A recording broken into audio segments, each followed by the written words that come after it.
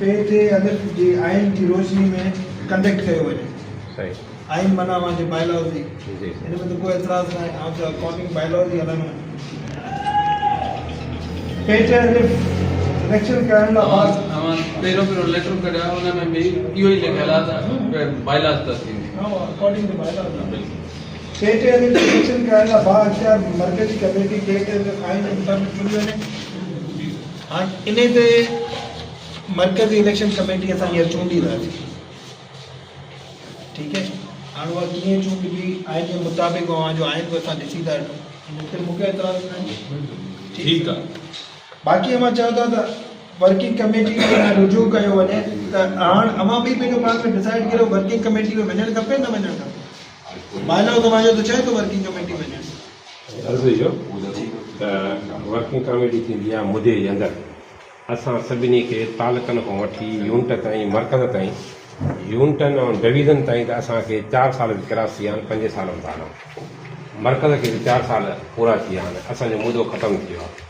उन मुदे ख़तमु थियण खां पोइ तव्हां असांखे सो कॉल करे छॾियो टोटल सभिनी खे। ठीकु है जॾहिं सो कॉल बि थी आहे त हाणे वर्किंग कमेटी इदारनि जो वजूद ई कोन रहियो।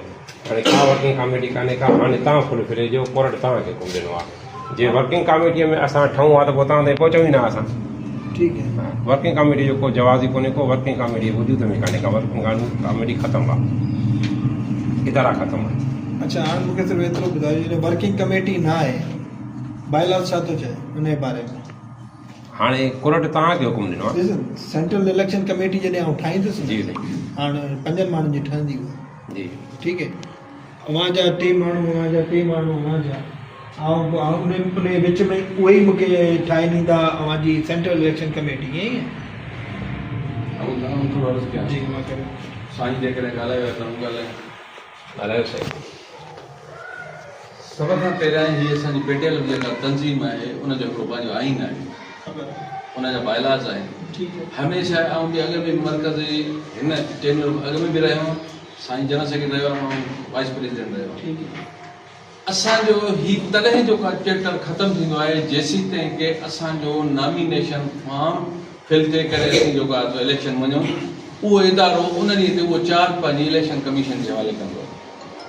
असांजी इलेक्शन कमीशन जेका आहे सेंट्रल इलेक्शन कमीशन पहिरियां चूंडबी आहे उनखे असांजो वर्किंग कमेटी जो सिंध जो इदारो आहे जंहिंजा 45 मेंबर आहिनि जंहिंमें 6 डिवीजनूं आहिनि 9 मरकज़ उहिदेदार आहिनि ऐं बाक़ी जेका ज़िलनि जा जेके प्रेसिडेंट उहे हिन इदारे जा मेंबर आहिनि। उहा हिकिड़े वर्किंग कमेटी थींदी आहे उन वर्किंग कमेटी जेका अक्सर राय थींदी आहे कॾहिं अक्सर राय थींदी आहे कॾहिं जेका इतफ़ाक़ राय थींदो आहे त सभु दोस्त वेहो गॾिजी इतफ़ाक़ कयूं त कहिड़ी इलेक्शन कमेटी 5 माण्हुनि ते मुश्तमिल हूंदी आहे। उहा तव्हांखे ख़बर असांजे बाइलाज में लिखियलु आहे।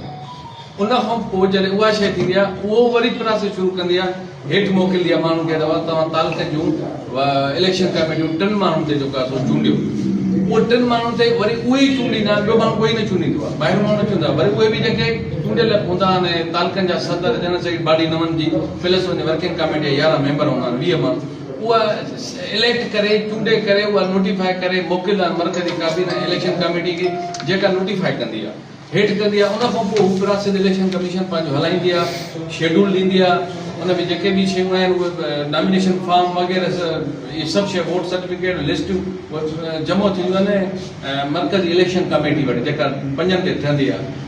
उन जे मेंबरशिप के साइन करणु उहो मरकज़ी कैबिनेट जो मरकज़ी सदर मरकज़ी जनरल सेक्रेटरी उन मरकज़ी काबीना जो कमु हूंदो आहे त उहो ई जेको आहे साइन करे ॼण त हीअ असांजे हेठो साइन हेठो करे ॾींदा उनखे काउंटर साइन जेको आहे मरकज़ी प्रेसिडेंट मरकज़ी जनरल सेक्रेटरी मालिया सेक्रेटरी मतिलबु जेके बि बॉडी मेंबर उहे जेको आहे सो वेरीफाई कंदा उहे जेको आहे सो हिसो थी वेंदा पेटियल जे मेंबरनि जो उनजो हिकिड़ो पंहिंजो तरीक़ेकार आहे उहो पोइ सिस्टम जेको आहे सो हलंदो आहे।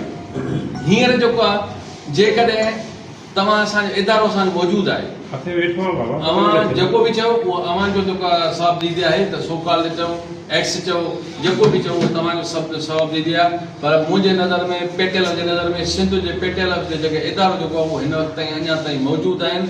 जॾहिं बि गोड़ गमसान थींदा आहिनि हीअ इदारे में जेको आहे सभु शयूं ईंदियूं आहिनि उहो इदारो उन्हनि खे जो कंदो आहे। अव्हां खे कोर्ट रखियो आहे जेको त 3